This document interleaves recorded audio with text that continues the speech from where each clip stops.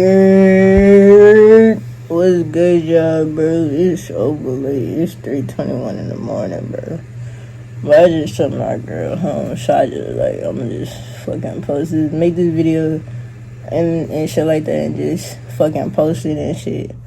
And I'm gonna make some videos in the morning when I get up, bro. But this is the official Love Island review, considering that the finale was, I guess, yesterday night.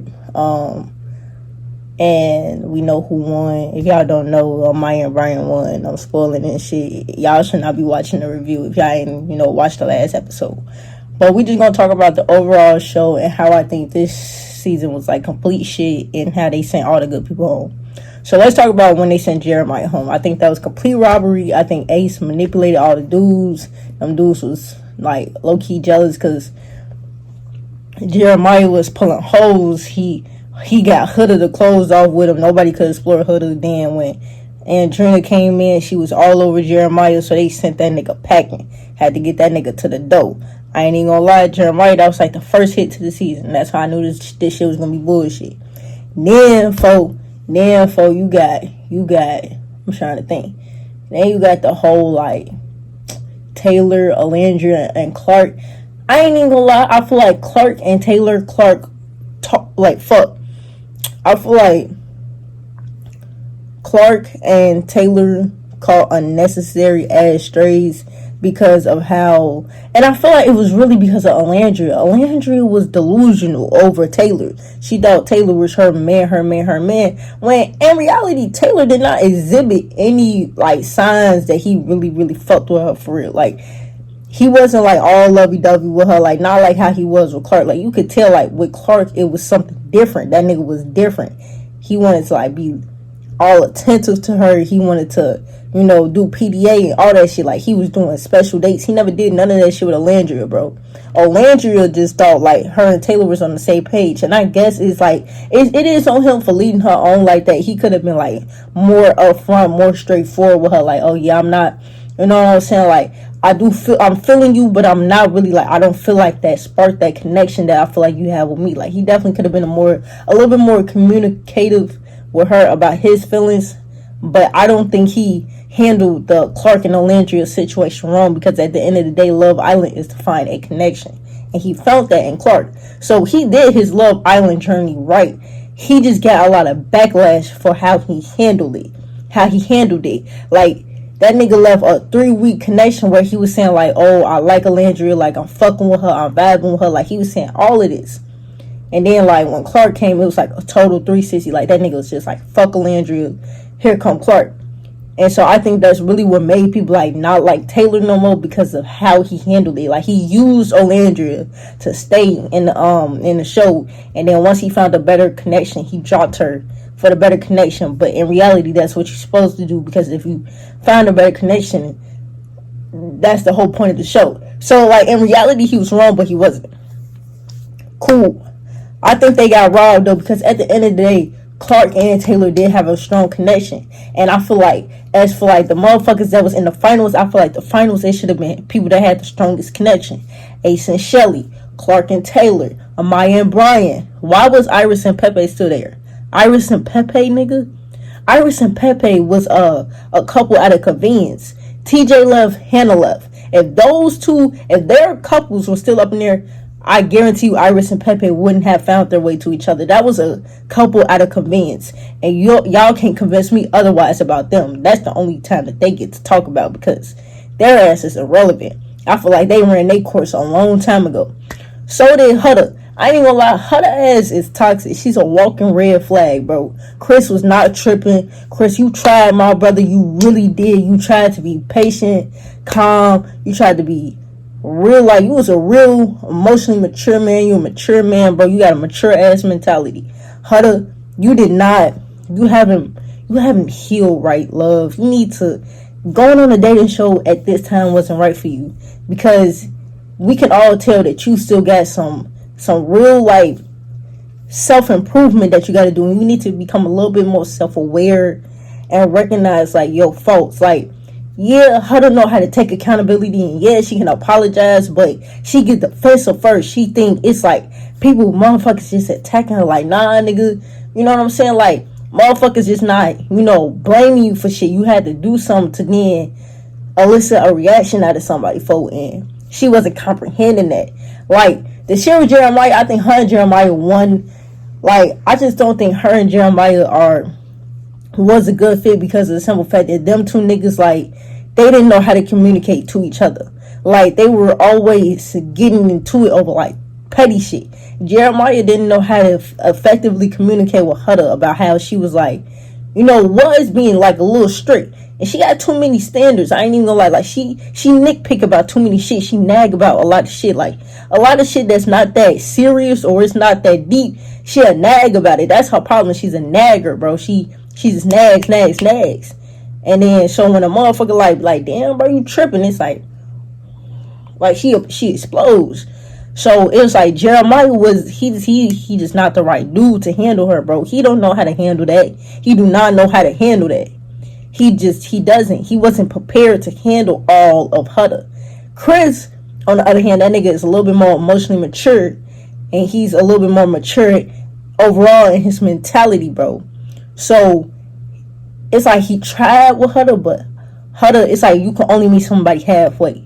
You feel me? Chris met her halfway. She didn't meet him halfway. You know what I'm saying? So it was like, what more can he do?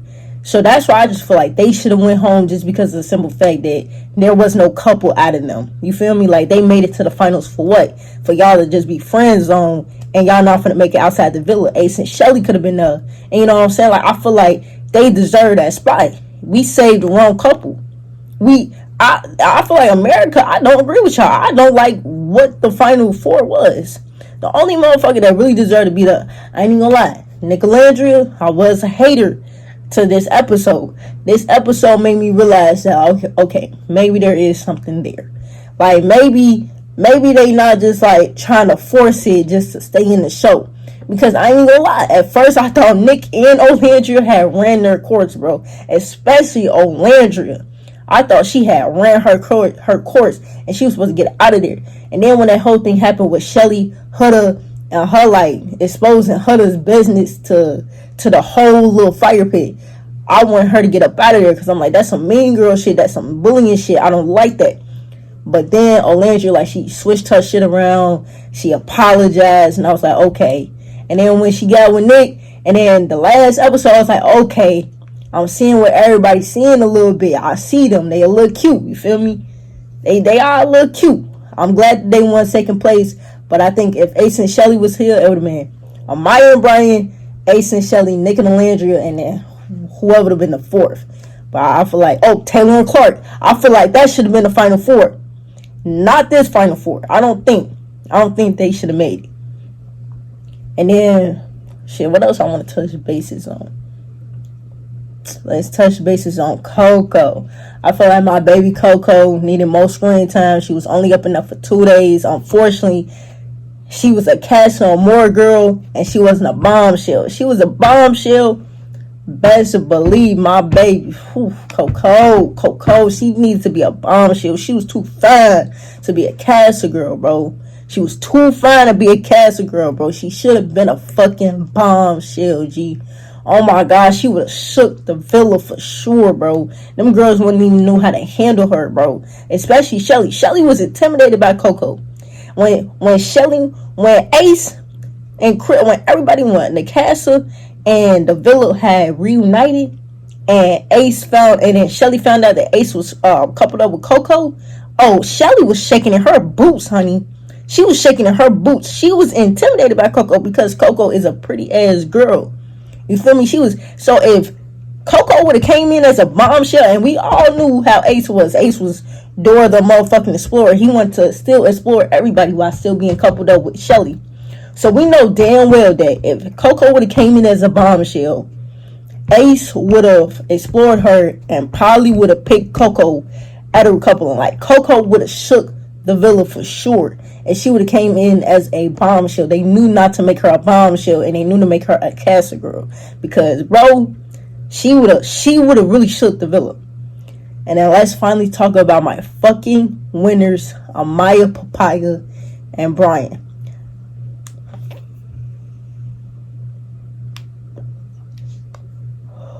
I got smoke before I talk about this one.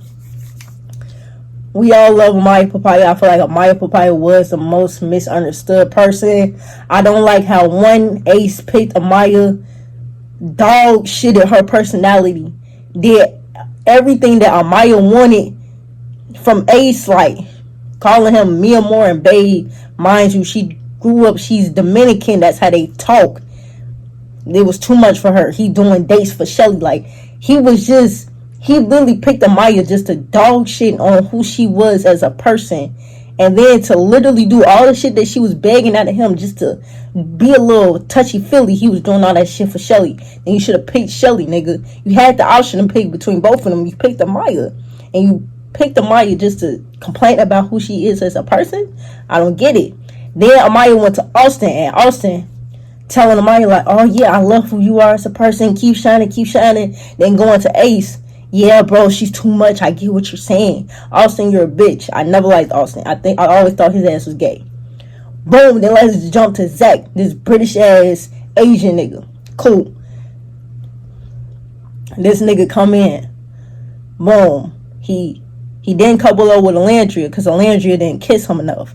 Boom, he kissed Amaya in the little thing at Castle. Then gonna tell Amaya like at the fire pit that, oh yeah, that kiss was too soon and I just think you're too much. So now she got 3 grown ass men ganging up on her. Brian the only one come in defending her.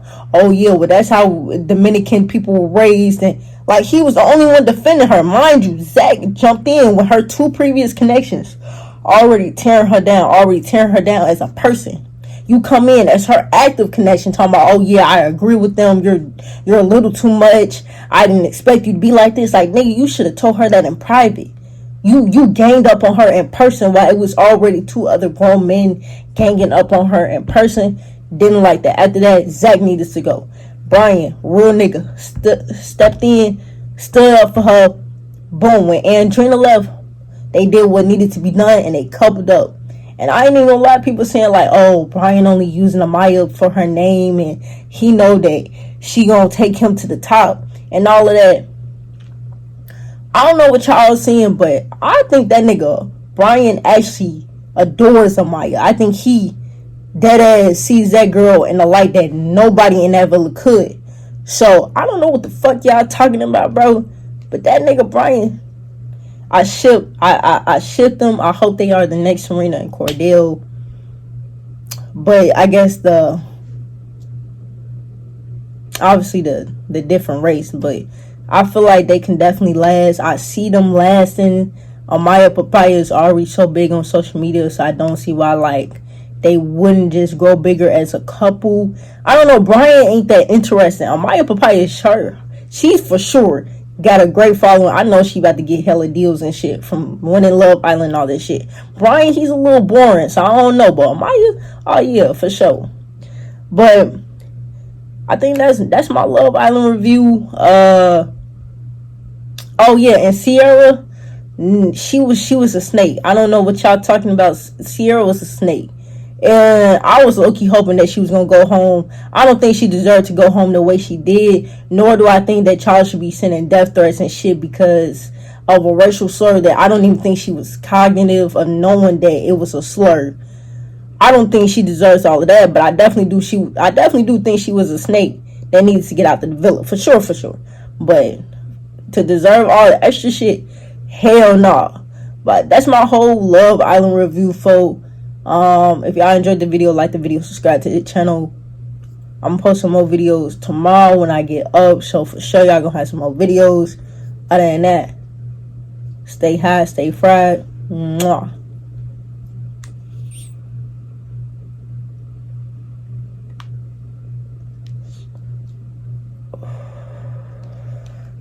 I'm gonna catch y'all in the next video. Peace.